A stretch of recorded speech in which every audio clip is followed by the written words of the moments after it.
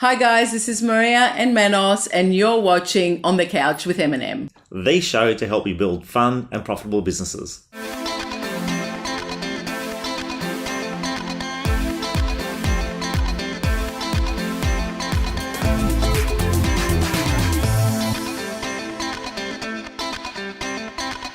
Hi guys, and welcome back to another episode of On the Couch with M&M. Today we have one of our very special friends and special guest, Mr. Rik Rushton, back on the couch. Rik Welcome Rushton. back. Thank you, mate. Mr. Rik Rushton, welcome Very back. official. Very official. We have Rik on the couch, There and he we're is. really excited. Here You we got go. it, yeah. So Rik is, for those who don't know, and I doubt very many people don't know who Rik is probably Australia's leading real estate coach and international coach as well, because you've gone overseas and coached in America and England, I believe, as well. So congratulations on that. And into personal development coaching as well. You coach sports people, and just recently a best-selling author There we go. of The Power of Connection. Congratulations. Thank you, mate. Appreciate that. That's awesome. And after that introduction, that's all the time we've got. So That's it. Thank you. No, thank you, mate. It's been really humbling, and you guys have been great supporters of the book. And we're at my book launch, and got it through your team here at Eview, and so we've been really blessed with how it's gone. And now just recorded in an Audible download, which is the reason why we reconnected again. So looking forward to that. Which is out now on audible.com. And Yeah. really, really lucky. And it hit bestseller in no time at all, like really. Yeah, it came out sort of 2nd of January, and they said, just after Anzac Day, they said, this is tracking, it only needs probably another 2 weeks of this number and it'll be a bestseller. I said, what does that mean? And they said, well, what it means is then, Audibles are the new way to read books, so Yes. you'll probably get an Audible deal, which we suggest you strongly take, which Yeah. is my publisher Wiley, and that's how it happened. So it went from we're going to get a US narrator because it's selling so well in North America, That's to awesome. apparently it was just going to be me. So we did that. That was a fun-filled experience, and Yeah. here we are. So, but it's come on the back of the hard copy book sales, which they supported me really well in airports and Dimics and They did. all those retail outlets. You were everywhere. I was everywhere. There was a few people wanting a restraining order on me, and I hadn't met them. But we were just talking before we started filming. I mean, Yes. the good thing for me now, not a week goes by where I don't get a note or a card or an email from someone, not just in Australasia, but my favourite one thus far has come from Canada, where a lady says, "I wish I had known this in my first marriage. And had I understood this communication pattern with my second husband, I doubt I'd be married for a third time." And I went, that's an interesting... Anyway, it wasn't signed by Jar Jar Gabor or anything like that. It was just, it was a really interesting communication. And to get that sort of feedback, that where they're saying the book is helping them is in their connection, not so much just with strangers in prospecting in terms of our business, but really how to have Family. a deeper connection with those that we love the most. So that's really humbling, and you kind of... It's amazing. You must have a few of those stories. Yeah, got a few, and most of them are really just suggesting that the colour coding's where they got the value out of, and just knowing that I'm very red, so I have to slow it down when I'm talking to my husband, who's very opposite to me, very aqua, and you start sort of reading all these notes about how people say, I've realised for the first time just how diametrically opposed we were at deciphering information and communicating, and it's almost like you wonder how they got, opposites obviously attracted, like she was obviously pregnant and he wasn't. I don't know how they got married. It's just sort of, it's one of those things where you look and go, how are you two just together when you read these letters? And some people just write a very short, sharp note. Others write you like a real dossier, and I feel like Dr. Phil. I'm going, okay, I don't know that it's really... What a great feeling. It is great. Yeah, no, it is. To know that you're helping people, really, that you will never meet sometimes you'll never meet them. I mean, I know you've helped people that you meet on a day-to-day basis. That's by coaching or other things that you do. But just to know that someone could be picking up your book right now and you're helping them, that's a pretty good feeling. Well, I loved reading it, and when I was reading it, I could hear your voice coming through. I didn't have to wait for Audible to come through. So it was... What inspired you to write the book in the first place? It was sort of a promise I'd made to a mentor. So I was mentored by the late, great Jim Rohn, who, for anyone who knows anything about personal development, he was like the godfather, really the grandfather of that personal development industry. He was back in the late 60s, early 70s, and So he coached guys like Tony Robbins, and when he passed away, it was an event for him at Anaheim Convention Centre.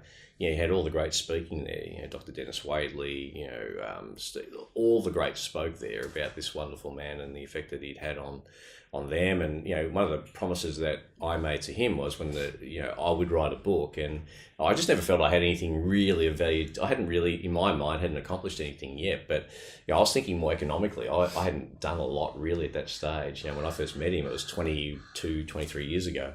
But as you're saying to me, I'd successfully stay with the same wife. That's right. I had kids who seemingly, in his observation, loved and adored me. And he heard me one day speak to our eldest son now, who's in his getting towards his late 20s. But when he was about 5 or 6, he heard me say to him, Lockie, what is it that Dad does that make you know that I love you? And Lockie would say, I just see you everywhere. Whatever I'm doing, like, you're there. If I'm doing something at school, you're there. If I'm doing something at sport, I see you, you're there. Now, you're present. Some days I'd be in a suit and tie because I'd have to go from that sport event to an open for inspection or an auction or a client appointment. But so Roan used to think that was amazing to sort of hear how I would connect with my son. And he said, maybe your book's on how to connect. But he was talking then about parenting. Because I'm thinking, I have to do something economically. I have to do something of substance, economically speaking. So what I love about the book is it's given me the chance, Manos, to sort of maybe touch on the 3 areas I love, which is, my family. So at your place, making sure that you're communicating well on the home front. But I also love the communication I have with myself. Like, I couldn't wait to get here today. So much so I got here about 20 minutes too early. I was probably running a few red lights. I don't know, but I'm very much of, what's the best thing about today? And straight away I'm looking at my calendar and I'm going, well, I'm catching up with you guys. I've got a great day, but that self-talk to me is setting me up for the day. And so, and the third part of it is, at your workplace. And I've just seen you interact with 3 different sort of personality types in your organisation already this morning, but you've connected with all of them. Yeah. They all feel extra special. And, so I love that collaboration with, for us, it's easy for us to collaborate because we're very similar. We value similar things. We love similar things. But how do we value the connection we got with Sam, who's our video photographer today? And he's a little bit of a different cat, let's be honest. But we have to connect with Sam for this to be successful today.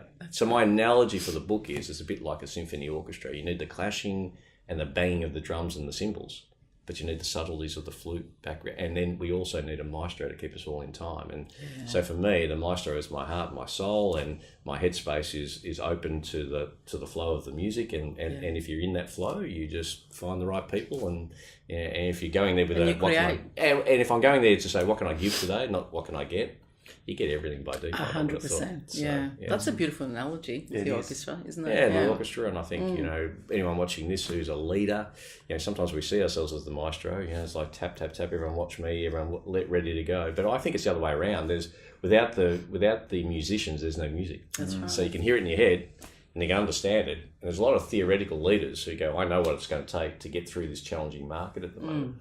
But I think what they've really got to do is make sure they're harnessed in with the power of their people. And that's really what the book's designed to do. It's not so much help us work with our best people. That's easy to do. It's how do we work with the people who maybe challenge us the most, maybe aren't aligned with our thinking in some respects, but they have a role to play in our organisation. And not everyone loves the banging of the drum, but sometimes we need that person to get us through the challenging times. So how do we make beautiful symphony music? It takes a lot of people, a lot of collaboration, but we all have to be coming from the same hymn book. And for me, the book's about how do you connect with all those type of people. So and the feedback's good. So Perfect. And you ran a very successful real estate business in here in Victoria, a big team. You're $1 million rider yourself. What were the tips that you could share with current business owners that you communicated with your team and had them connected as a team? Well, it had to be very clear on what we valued there. It had to be black and white. There was no grey areas. As a Collingwood supporter as well. Nice. But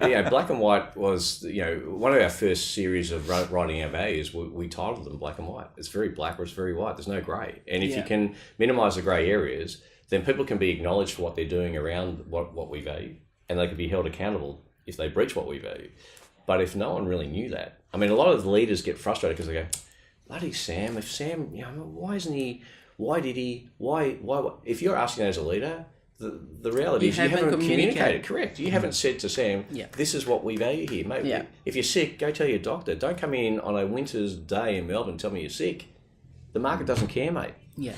just come here with energy, come here with discipline, come here with a bit of a focus to get a little bit better today than you were yesterday, and we'll give you the environment to let you grow. So all leaders in every market have to give their people the environment to grow. Yeah. And if they can't grow, they're plateauing. If they're plateauing, guess what they're thinking?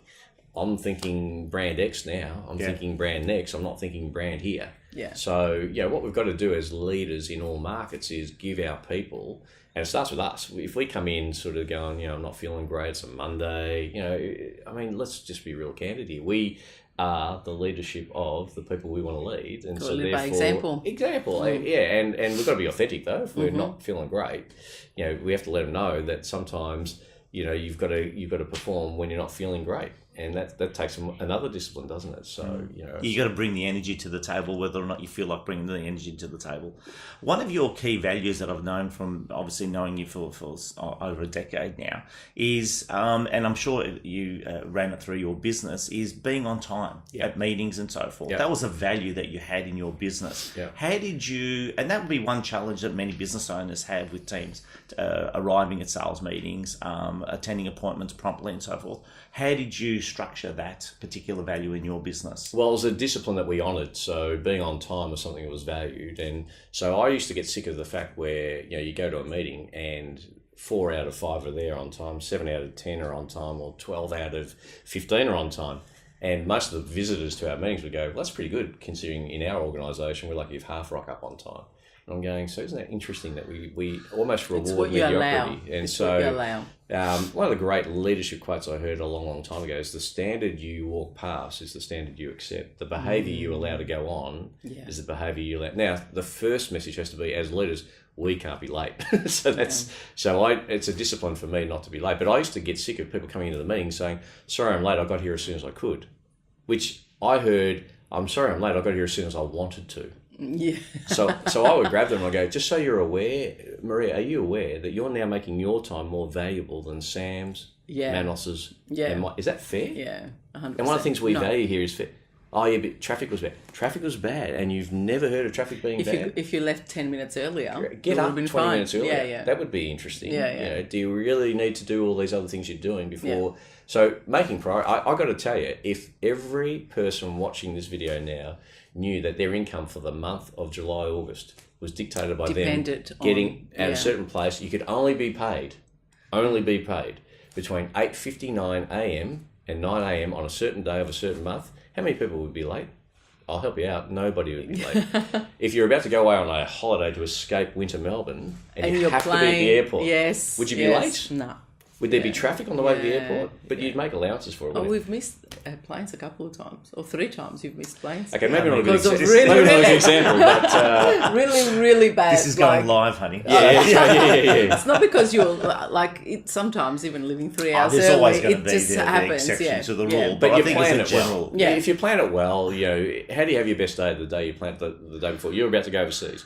You plan that out. You know the date you're going. So you can work back from there and go, and we're going to leave on a Friday now. Is that a good day for traffic? There's certain days with rhythms and rhymes. And I live a fair way away from here, but school holidays makes it pretty easy. I've looked at the traffic flow, but I've also made allowance for what happens if there's a car accident on East Link. What happens if there's a car? So I'm allowing a half hour more. I'd rather be a half hour early than 1 minute late. Yeah. So I get here. You've got to be careful with appraisals though. If we're talking about business, going out to appraisals, how early is too early? Remember once you went to this appraisal and you were about 10 minutes early. And the lady went up to the door and she was holding a sandwich and hadn't finished eating her lunch yet or whatever. And she turned around to the guys and said, I wasn't expecting you for another 10 minutes. So you got to pick your time, don't you? With appraisals and appointments like that. My view on that is be there 10 minutes early. Yeah, but wait outside. Yes. Sit in your car, just visualise. Just talk to yourself 100%. About how do you want this to go, this appointment. Prepare yourself like a great athlete does. And we might talk about that in another interview. But I think the ability to get to an appointment 10 minutes early, if they see that you've arrived early, but you haven't knocked on the door yet. But you're calmer as well. You're not rushing and... They figure 3 weeks from now, there's a strong chance he's going to be on time for the 12 o'clock open when we come to the market. So it's not a bad thing for them to see you arrive early. Yeah. But, you just then go 10 minutes, prep, get ready, tune into who these people are, what are they trying to achieve, how can I help them achieve it. listen to them, make sure you're under control here. Do some visualization. They're probably going to talk about the market and, make sure you're covering all that and blah, blah, blah. And then you're looking to go, okay, 2 minutes to go. You might get out, walk around, take a few notes. Yes. And it's almost like the countdown to the launch of the bloody space shuttle. It's like 10, 9. Yeah. And then you knock on the door, ready to go. Yeah. And no surprises. No surprises. 100%. Awesome. Okay. So thank you, Rik, for being so generous. And we're giving away the Power of Connection, and it's also signed by the great Rik Rushton. All you have to do is like this post, make a comment, and then share it with your friends so everyone can actually benefit from the content of the interview that we did. And then we will pick a winner live. We'll probably be in Greece by then, but we will pick a winner live, and I'll make sure my team obviously posts this book to the winner, which is already signed by Rik Rushton. Thanks, Thanks, guys. Rik, thank you, Rik, much. again. Thank you. Thanks Appreciate so it. much. Thank you.